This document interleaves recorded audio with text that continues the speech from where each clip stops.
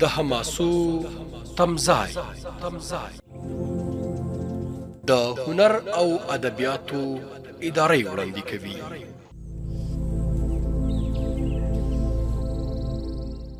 د لوی او بخښونکي خدای پر سپېڅلې نامه د شریف غږ راډیو قدرمنو اورېدونکو او د حماسو تمځای خپرونې خوږو مینوالو ستړي مشئ. السلام علیکم ورحمت الله وبرکاتو. قدرمنو اورېدونکو، په تېره خپرونه کې مو د حجاز کاروان ناول 11مه برخه واورېده.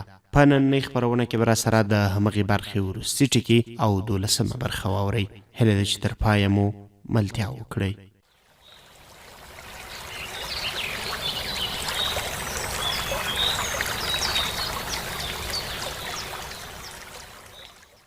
تا تر اوسه د خدای هغه غوره بندگان نه دي لیدلي چې سترګې د حضرت محمد مصطفی صلی الله علیه وسلم په جمال سره راشوي دي. کله چې د هغوی کاروان دلته راورسیږي نو احساس وکړي چې د انساني عظمتونو تر ټولو لوړ خیالونه د دې قافلې په ګردونو کې ورک شوي دي. مسناد وویل او بیا تر لږ ځنډ چوپ شو. بیا یې د خپل آس جلب خپل یوه ملګري ته ورکړ او ورته یې وویل: تاسې درځئ، زه پلی درځم.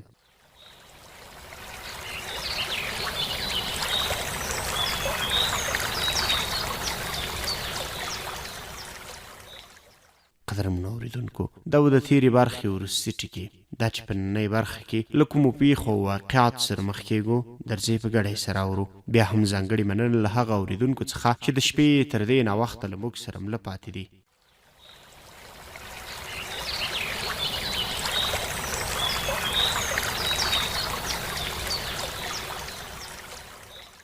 کله چې د مسنا ملګري ولاړل، د بیا حسان ته وکتل او وی ویل: ما تر اوسه کومه داسې کارنامه سرته نه ده رسولې چې پرې وویاړم.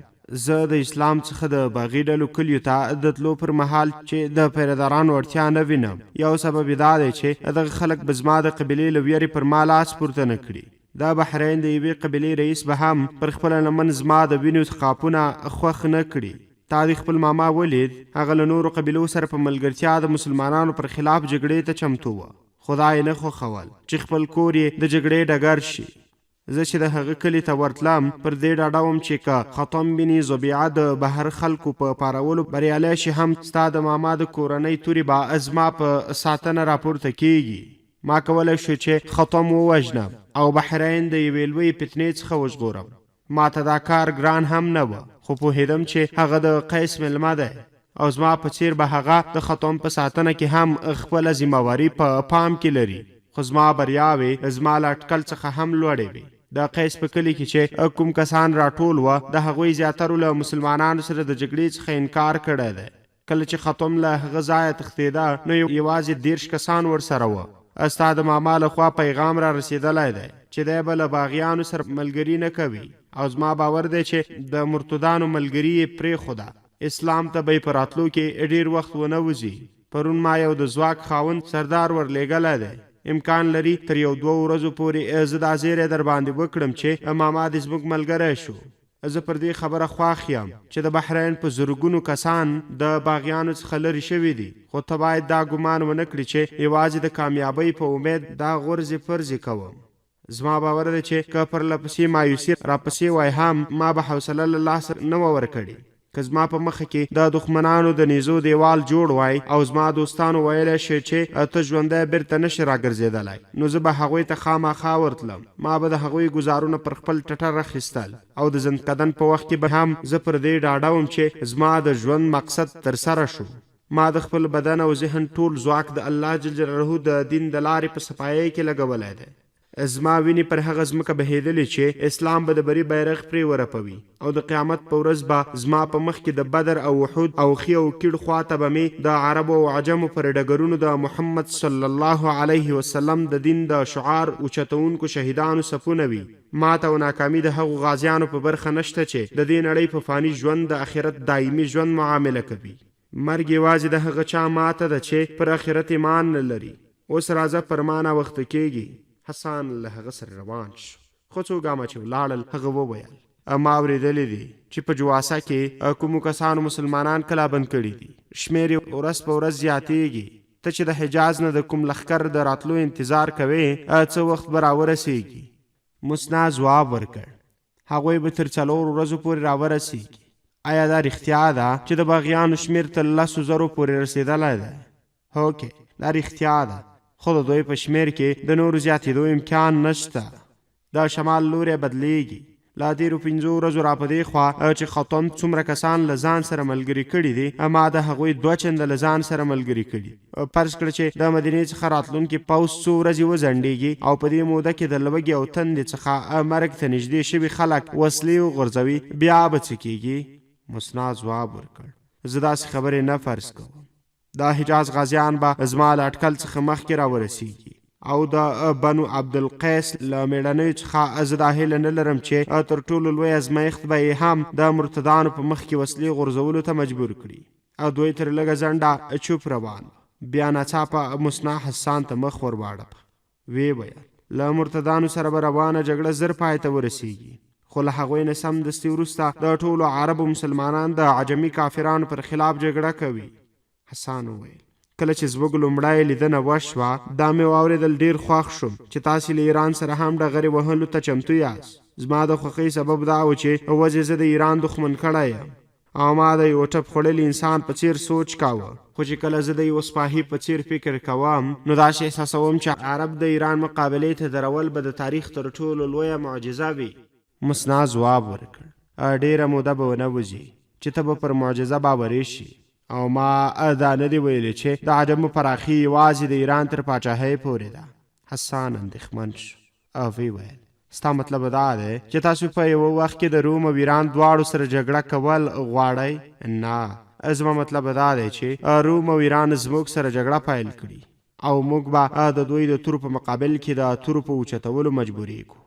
ته له دې حقیقت څخه ناخبره نشي پاتې کېدای چې د اسلام پر خلاف چې چا بیرغ اوچت کړی دی، زیاتره هغه قبیلې دي چې د ایران او یا روم تر غېږې لاندې دي، او د عربو سرحدونه تر هغو پورې نشي خوندي کېدای چې تر څو په شام کې د قیصر او په عراق کې د کسرا واکمني پای ونه مومي.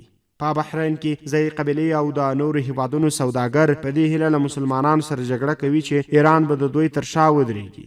قیصر او کسرا پر دې پوهیږي چې په عربو کې د اسلام په امن کې پرمختګ د دوی د واکمنیو لپاره خطرناک دی. ځکه خو د هغوی دا هڅه ده چې د خپلو سرحدونو د قبایلو په مرسته د عربو اوسیدونکي په خپل منځي جګړو اخته کړي. خو زما باور دی چې قیصر او کسرا د هغه دین مخه نشي نیولی چې د خدای جل جلاله پر ځمکه غواړي د خدای قانون نافذ کړي. لا حجاز څخه چې د رحمت کومه ورځ راښکاره شوې ده، د هغه د شمالونو الوت یوازې د عربو تر فضا پورې ایثار نشي پاتې کېدی. اته وایي چې که د عربو اوسیدونکي د ایران او روم په مقابل کې ودرېږي، نو دا به د تاریخ تر ټولو لویه معجزه وي.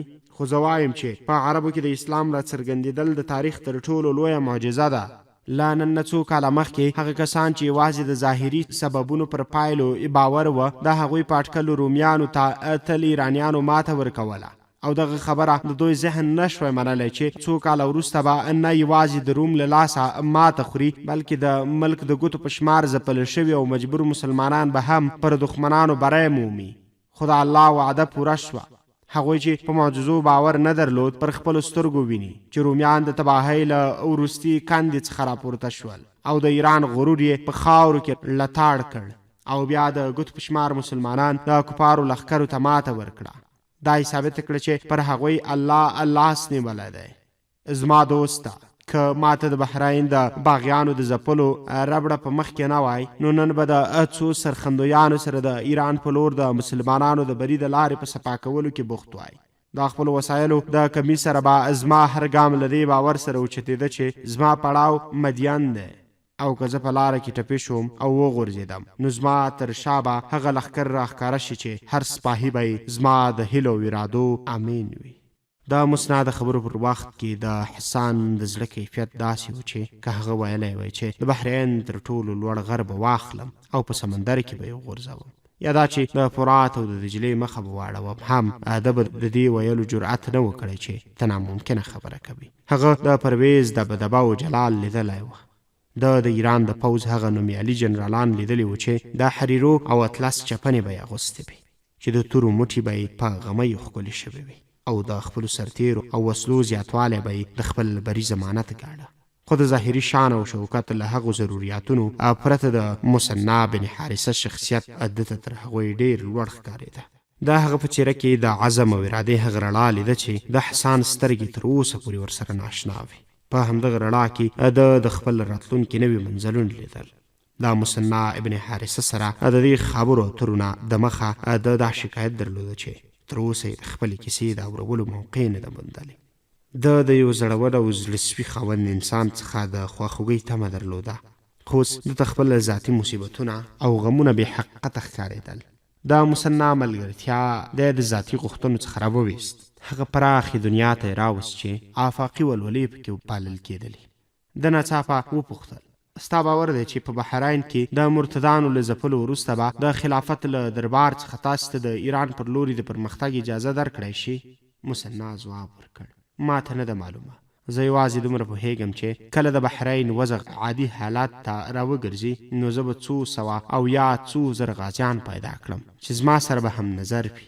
لږ تر لږه به زما د قبیلې هر ځوان راسره ملګرتیا وکړي او موږ به بې له ځنډه د عراق د هغې سیمې په لور وړاندې ولاړ شو چې ځمکه یې زرخیزه ده، خو بزګران یې د خپل زحمت په بدل کې په وچه مړۍ هم ماړه نه دي. موږ به هغو بزګرانو ته د ازادۍ، عدالت او برابرۍ له پیغام سره ورشو چې د ایران واکمن یې د باور وړونکو ځناورو په څیر ګڼي. بیا چې کله موږ مدین ته مخه کړو نو دغه خلک به سفر کې راسره ملګري وي. زه دا نشم ویلی چې کله موږ خپل سفر پیل کړو نو د خلافت د دربار غبرګون به څه وي، خو په دې مې باور دی چې صدیق اکبر به زموږ په ملاتړ او تایید کې ځنډ ونه کړي. حسان وویل، خو که د ایران کوم سالار د کسرا له حکم پرته پر کوم محاذ جګړه پیل کړي نو هغه به د ډېرې بدې سزا حقدار وګړي. مثنی ځواب ورکړ، د ایران منصبداران او سرتیري یوازې د کسرا د بری لپاره جنګېږي او موږ یوازې د الله جل جلاله په لار کې جهاد کوو. زه بیا د مسلمانانو د لښکر مشر نه یم. تر اوسه پورې ماته د یو معمولي منصبدار اختیارات هم نه دي راسپارل شوي. حضرت ابوبکر صدیق رضی الله عنه زما د اقدام د صحیح او غلط پرېکړه یوازې پر دې کوي چې ما کوم مسؤلیت په خپله غاړه اخیستی دی، هغه مې تر کومه حده سر ته رسولی دی او زما باور دی چې د صدیق اکبر نظر تر ما ډېر وړاندې لیدای شي. کله چې هغه واوري چې د بحرین یوه ډله د الله جل جلاله د دین د سرلوړۍ لپاره د ایران په لور مخه کړي نو د ده دعاګانې به راسره مل وي. زه یوازې دا باید ثابته کړم چې له ایران سره زور ازموینې تر ټولو ښه موقع همدغه ده. دا زموږ نیکمرغي ده چې اوس د اسلام د لښکرو مشري د داسې چا پر لاس کې ده چې له عجمو سره یې هېڅ جوړه نشته. تر اوسه ما هغه نه دی لیدلی، خو زه داسې احساسوم چې د ایران په اړه زما او د هغه په نظرونو کې هېڅ توپیر نشته. هغه به خامخا زما تایید وکړي. حسان وپوښتل، هغه څوک دی؟ د هغه نوم خالد رضی الله تعالی عنه دی. خالد د ولید زوی چې پر خپله توره د عرب او عجم پر پخواني نقشه نوي کرښې راکاږي. د هغه د جهادي کارنامو کیسې د ماتې لفظ څخه تشې دي. که هغه د بحرین اوسېدونکی وای نو تر اوسه پورې به موږ د ایران د مزله ډېر پړاوونه وهلي وه. زیاتره دا فکر کوم که ما د هلو ځلو په باب د څه اورېدو نه وروسته که د دغه ستر انسان پر شونډو یو پیکه مسکا وځلیږي نو دا به زما لپاره ډېر ستر انعام وي. پړاو را لنډ شوی و او مثنی د حسان پر ځای هغو غازیانو ته پام واړوه چې په منډه منډه ورتلل او ده ته یې ستړې مشي ویله او د هغه ملګریو قیس بن ارقم او د هغه د 2,500 سپرو هرکلی کوه. په دوی پسې د ضروري شیانو 80 خان هم بارکړي را روان و. قیس له آس څخه پلی شو، مثنی ته یې لاس ورکړ او ویې ویل، کله چې ته زموږ له کلي نه راووتې او راغلې نو ما ډېر په توندۍ دغه خبره احساس کړ چې ما تا ته د ډوډۍ بلنه درنه کړه. افسوس چې ما د ختم غوندې سړي سره په ملګرتیا کې د عربو د میلمه پالنې آداب هم هیر کړل. اوس ما ستا برخه دلته راوړې ده. مثنی ځواب ورکړ، زه ستا څخه مننه کوم، خو دلته د غذایي شیانو کمبود نشته. ستا په څېر د نورو قبیلو رئیسان هم له ډېرې پراخنیتۍ څخه کار اخیستی دی. ما ته خبر راغلی دی چې د علا بن حضرمي لښکر به سبا ماښام ته د جواسي څخه یو پړاو لرې پړاو واچوي. موږ به د هغوی د هرکلي لپاره د شپې په وروستۍ برخه کې له دې ځایه وخوځېږو. ځکه زه غواړم چې ستا سامان د دې پر ځای چې دلته کوز شي باید هلته ورسول شي. د مدینې لښکر به خوراکي شیانو ته زیاته اړتیا ولري. دا علا بن حضرمي د اوسېدو ځای د بندوبست لپاره د مازدیګر له لمانځه وروسته له دې ځایه څو کسان ولاړ شي. که ستا اوښان هم له دوی سره روان شي نو غوره به وي. ستا کسان دلته آرام کولی شي. دې ته ضرورت نشته چې له اوښانو سره ولاړ شي. د اوښانو د ساتنې لپاره به څو تازه نفسه غازیان له دې ځایه روان شي.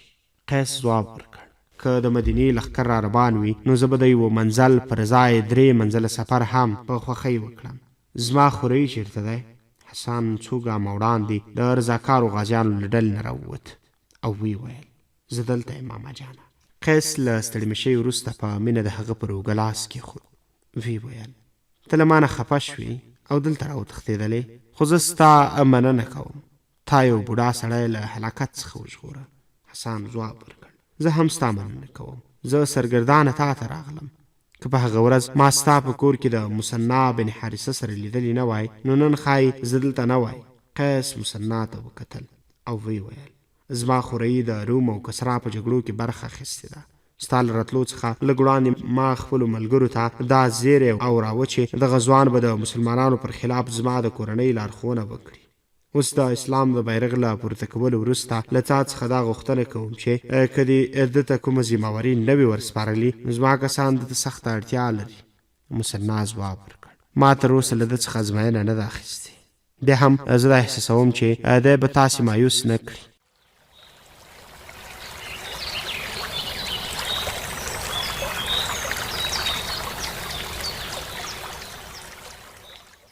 قدرمنو اوریدونکو، دا و د حجاز کاروان ناول 12مه برخه چې ما زړګي زهرمل د خپل همکار روضة الله زیار په همکارۍ ستاسې په درانه چوپاړ کې وړاندې کړه. تر بیا و بلې برخې چې ستاسې په درانه حضور کې حاضرېږو تر هغې مو په لوی الله جل جلاله سپارو. هر چیرې چې یاست روغ او جوړ اوسئ.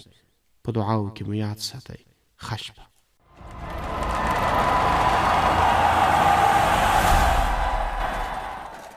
د حجاز کاروان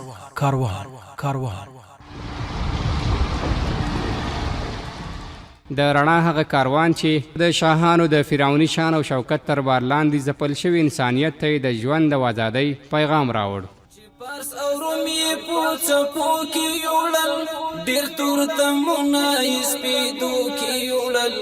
هغه بهیر هغه کاروان دې څه شو، هغه پرونی زرین دوران دې څه شو.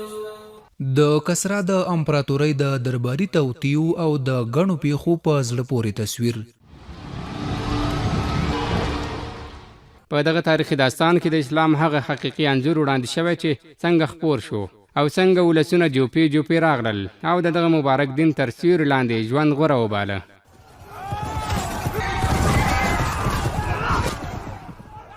یاد داستان هر دوشنبه، سه شنبه، چهارشنبه او پنجشنبه د شپې له 10:30 بجو څخه تر 11 بجو پورې له شریعت غږ راډیو 93 FM څخه اوریدل مه هېروئ.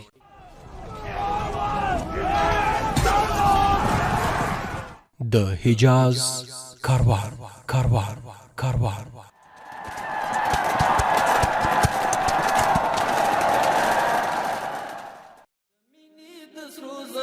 پکې خښتې لګو، د مینې د سرو زرو پکې خښتې لګو. پخپلې اسلامي مینا وطن آبادو، پخپلې اسلامي مینا وطن آبادو.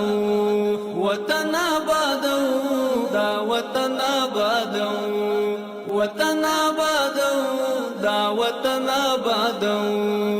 چې وکړې ورته ستوري له اسمانه سلامونه، چې وکړې ورته ستوري له اسمانه سلامونه. آینې د محبت پر دیوالونو ټینګو، پخپلې اسلامي مینا وطن آبادو. وطن آبادو دا وطن آبادو، وطن آبادو دا وطن آبادو.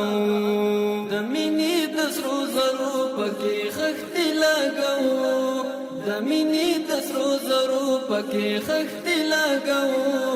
پخپلې اسلامي مینا وطن آبادو، پخپلې اسلامي مینا وطن آبادو.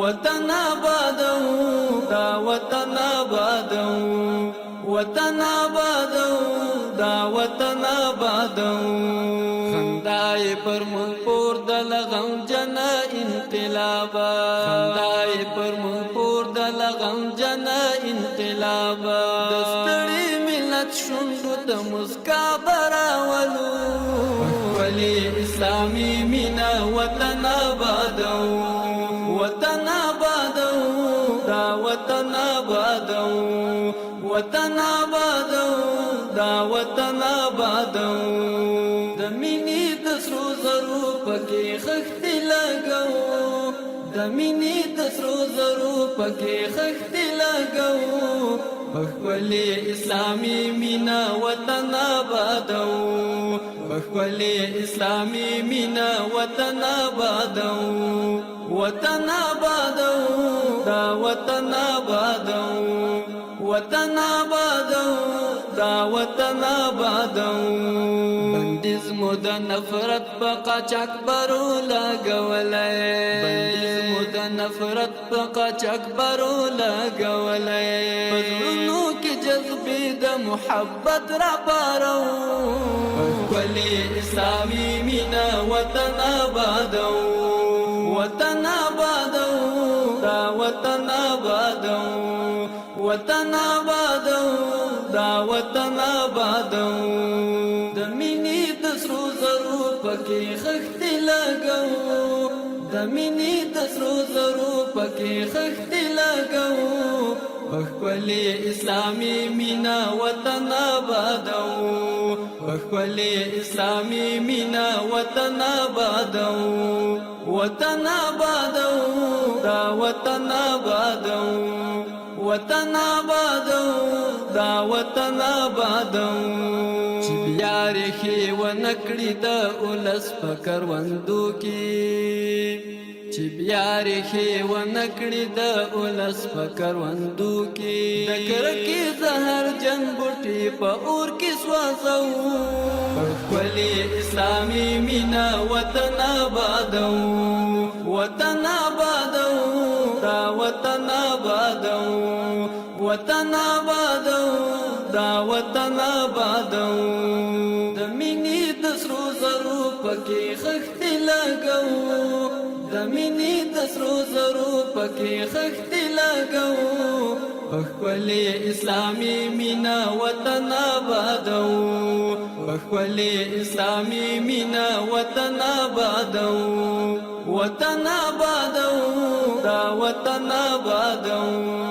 وطن آبادو دا وطن آبادو مظلومه د یورپ کافر لور چې شي حیرانا مظلومه د یورپ کافر لور چې شي حیرانا خپلو ملالیو د الفت ګلان شیندو خپلې اسلامي مینا وطن آبادو وطن آبادو دا وطن آبادو وطن آبادو دا وطن آبادو د مینی د سرو زرو پکې خښتې لګو د مینی د سرو زرو پکې خښتې لګو پخپلې اسلامي مینا وطن آبادو پخپلې اسلامي مینا وطن آبادو وطن آبادو دا وطن آبادو وطن آبادو دا وطن آبادو حنیف ستنا پلاس د مینی تار پکې پیما حنیف ستنا پلاس د مینی تار پکې پیما ټول په طبيبان کړم د وطن زخم ګنډو خپلې اسلامي مینا وطن آبادو وطن آبادو دا وطن آبادو وطن آبادو دا وطن آبادو د مینی د سرو زرو پکې خښتې لګو د مینی د سرو زرو پکې خښتې لګو پخپلې اسلامي مینا وطن آبادو پخپلې اسلامي مینا وطن آبادو وطن آبادو دا وطن آبادو وطن آبادو دا وطن آبادو